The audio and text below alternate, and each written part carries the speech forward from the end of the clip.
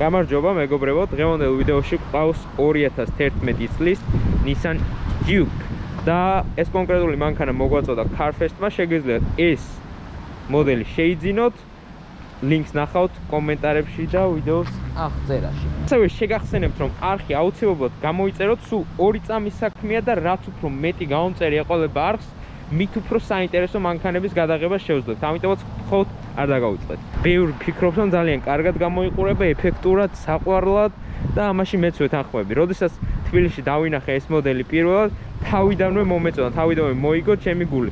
პატარა ზომისაა საკმაოდ, ეს არის crossover-ი, ანუ პატარა ჯიპი ჩათვალეთ. ზომაში თბილისისთვის მართლაც რომ ძალიან საკაიფოა და კარგად გამოიყურება ჩემი აზრით ყველა კუთხიდან. ეს ისეთი მანქანაა, რომელიც ან გეზიზღება ვიზუალურად, ან მოგწონს. მე მომწონს. მიყვარს, როდესაც ავტომწარმოებლები მიდიან ცოტა რისკზე და ქმნიან ისეთ მანქანას, რომელიც ხალხში სხვადასხვანაირ დამოკიდებულებას გამოიწვევს. ანუ ბევრს მოეწონება, ბევრს არა. ეს ფარების განლაგება, ნისთაწინააღმდეგო ფარები, ეს მრგვალები, ეს გრძელი ფარი ერთმანეთთან ძალიან საკაიფოდ მიდის, ჩემი აზრით, აგრესიული და თან რაღაც სასაცილო და ისეთი მხიარული ვიზია. ანუ ვიზუალი მომწონს. როდესაც ავტომობილში ჩაჯდები, ეგრევე ამჩნევ, რომ ეს არ არის მაღალი კლასის მანქანა. რაც არ უნდა შეეხოთ, პრაქტიკულად ყველაფერი არის საკმაოდ დაბალი ხარისხის. ავტომობილი ხელმისაწვდომია და რა თქმა უნდა ძვირი არ ღირს და ეს ეტყობა კიდეც შიგნითაც. ანუ ნამდვილად არ გაგაკვირვებთ ინტერიერის არც ერთი დეტალი. საჭე კარგად გამოიყურება, ზომად საკაიფო აქვს, მომწონს, მაგრამ შეიხებით თუ არა გრძნობთ, რომ ეს არის საკმაოდ იაფასიანი. დიახ, ძალიან იაფასიანსაც კი ვიტყოდი. ნუ ისეთი იაფასიანი არა, როგორც ვთქვათ პრიუსში, მაგრამ ბევრად არ სჯობს რა.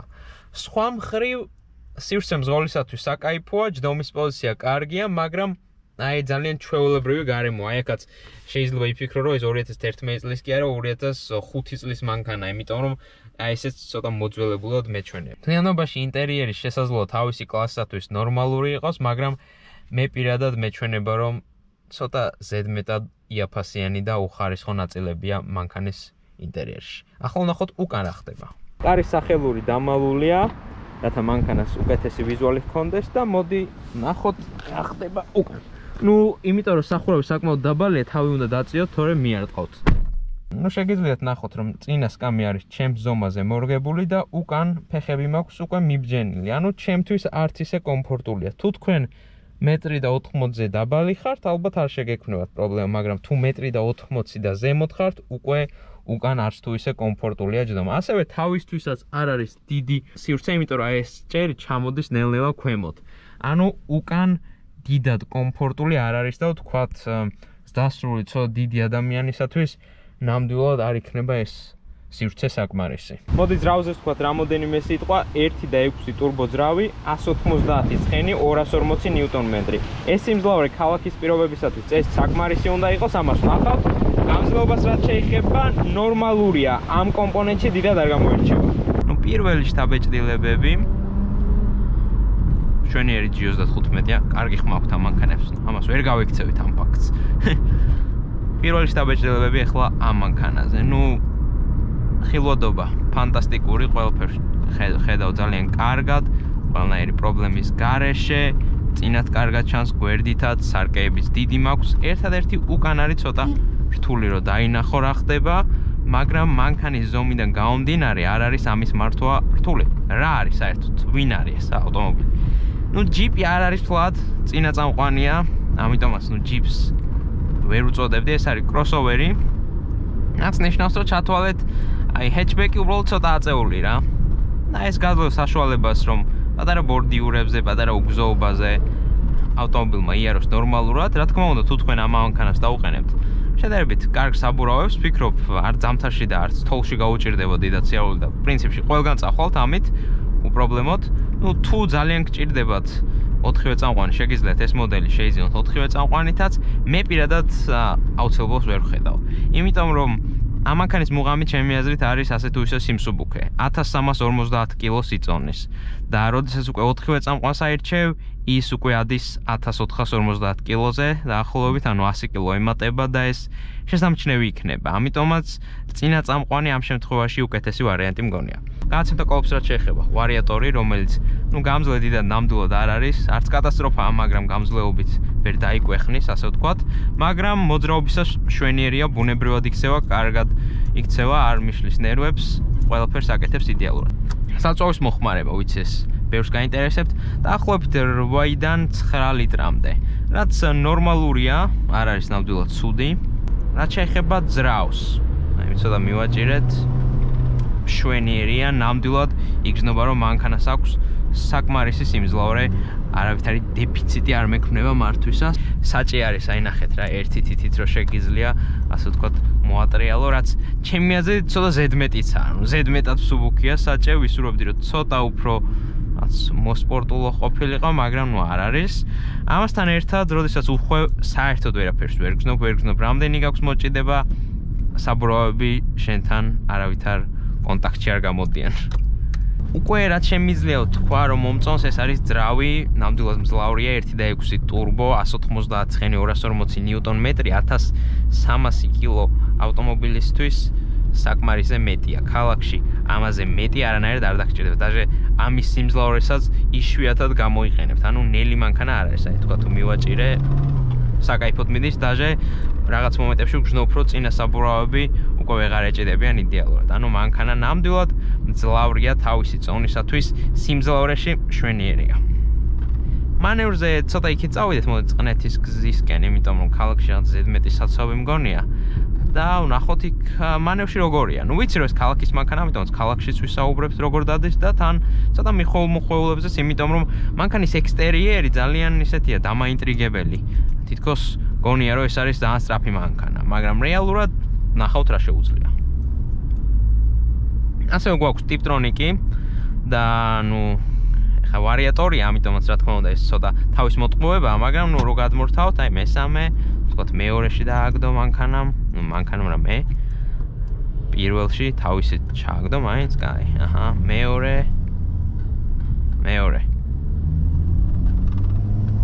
მესამე ვერაფერს ვერ გრძნობ, საერთოდ რამეს რო შვება. მაგრამ ნუ შეგიძლიათ ზოგჯერ გაერთოთ, როდესაც საქმე არ გექნებათ, მაგრამ რა თქმა უნდა სჯობს რომ ისევ დეში დატოვოთ.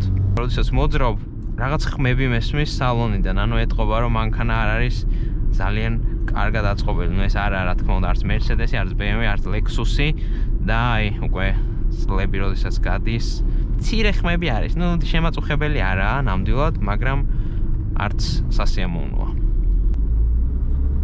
აი მოსახვევში შევდივართ. საკმაოდ კარგი მანევრი აქვს თავისი კლასისათვის, ნუ იმის გათვალისწინებით, რომ საკმაოდ მაღლა დგას ავტომობილი, კარგად შედის მოსახვევებში, არც ქანაობს დიდად. მანევრში პოზიტიურად ვაფასებ რა. ვერც აღფრთოვანდი რომ აი მე და რა მაგარი მანევრი აქვს, მაგრამ ცუდი ნაღდად არა. კომფორტად შეეხება ელექტროსარკეები, ელექტროშუშები და პრინციპში ეგ არის, ნუ კონდიციონერი და მორჩა რა, მეტი არაფერი. მანქანის მართვა არის მართლაც რომ უმარტივესი, ხილვადობა ფანტასტიკური და გადაადგილება ასე თუ ისე სასიამოვნოა. მიუხედავად იმისა, რომ საკმაოდ მძლავრია, თითქოს რაღაც მაკლია.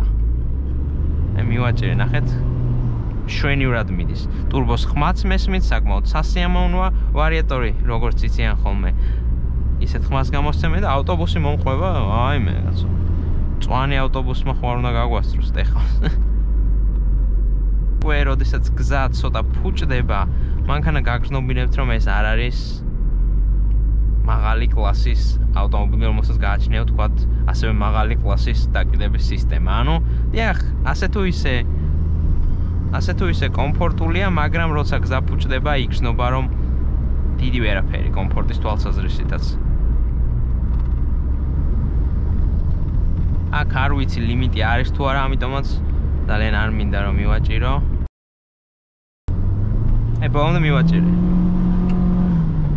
გონი საბურავები სჭირდება, ამას ცოტა უკეთესი, იმიტომ რომ წაიღო ცოტა აქეთ-იქით საბურავები, მაგრამ გამიკვირდა, არ ველოდი.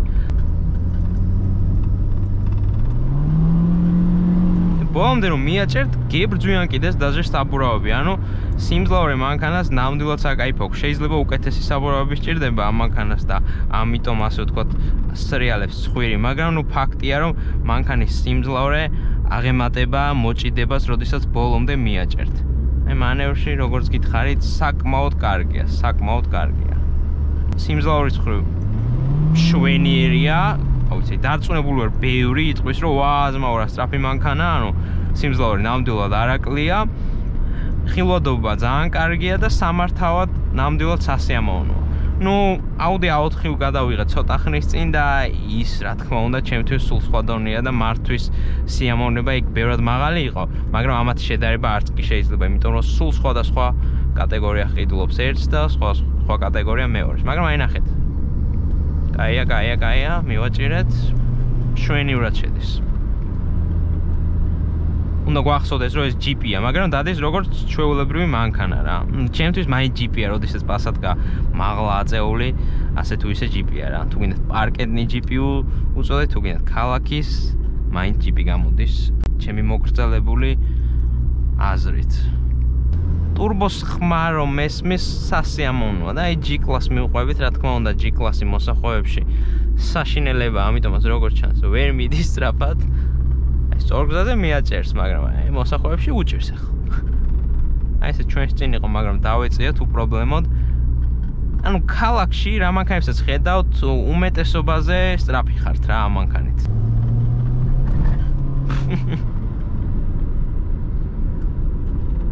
აი ნახეთ, ეკლიპსი საერთოდ ვერ მიდის, ჩვენ კიდე საკაიფოდ მივდივართ. როდესაც გადავალდილდები ქალაქში ამ მანქანით, არაერთ ჯუქს ხედავ და ეს მიხარია, იმიტომ რომ ვფიქრობ, თბილისი საკმაოდ უხდება. ამ მანქანის ერთ-ერთი საუკეთესო მხარე არის ვიზუალი. ამ მანქანის ვიზუალის როგორია? შეხედავ და ან ეგრევე მოგეწონება, ან იტყვის საშინელებაა და არასოდეს იყიდი.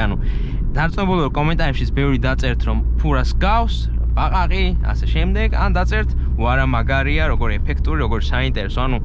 ან მოგწონს, ან არ მოგწონს. აქ ნეიტრალური დამოკიდებულება ამ ვიზუალის მიმართ არ გაქვს, მაგრამ ეს არის სწორედ ძალიან კარგი, რომ ამ მანქანამ შეძლო ყურადღება მიეპყრო და თბილისშიც ბევრი ყიდულობს სწორედ ამ ვიზუალის გამო. ასევე მართვის დინამიკა პატარა ჯიპისათვის, კროსოვერისათვის ნამდვილად კარგია, ტურბოძრავით საკაიფოდ მიდის სიმძლავრე, შვენიერია, მიაჭერთ თუ არა, ეგრევე მანქანა მიქრის, პატარა რაკეტასავით.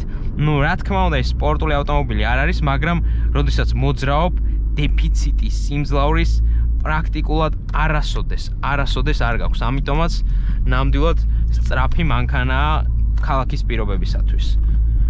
ამასთან ერთად წინ საკაიფოძი ხარ, ხილვადობა ძალიან კარგია, ეკონომიურია ასე თუ ისე და პრაქტიკულია წინ ვინც ზის მათთვის. უკან დიდი სივრცე არ არის, ამიტომაც თუ თქვენ მაღალი ადამიანი ხართ, ან გინდათ 4-ის დასრული ადამიანისათვის ეს ავტომობილი არ მგონია იდეალური ვარიანტი იყოს, მაგრამ ბავშვები საკაიფოდ ჩასხდებიან.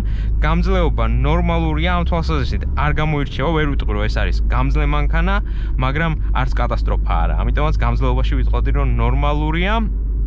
შესანახალთაც ალბათ ნორმალური იქნება. მთლიანობაში ვფიქრობ, რომ საკმაოდ კარგი ტიპია, სახალისო სამართავია, მაგრამ მე პირადად არ მომეწონა დიდად. თითქოს უფრო მეც მოველოდი მანევრისგან, ინტერიერის ხარისხი ზედმეტად დიაფასიანი მგონია.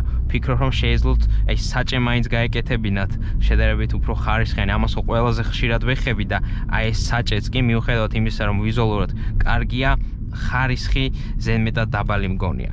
მთლიანობაში საქართველოში ბევრისათვის იქნება ეს ავტომობილი საინტერესო და ბევრი გადაწყვეტს რომ შეიძინოს და ვერც ვამტყუნებ, იმიტომ რომ ეს მანქანა ნამდვილად არ არის ცუდი, მაგრამ ჩემი აზრით ეს არის ნორმალური მანქანა, რომელიც თქვენ უნდა მოგერგოთ.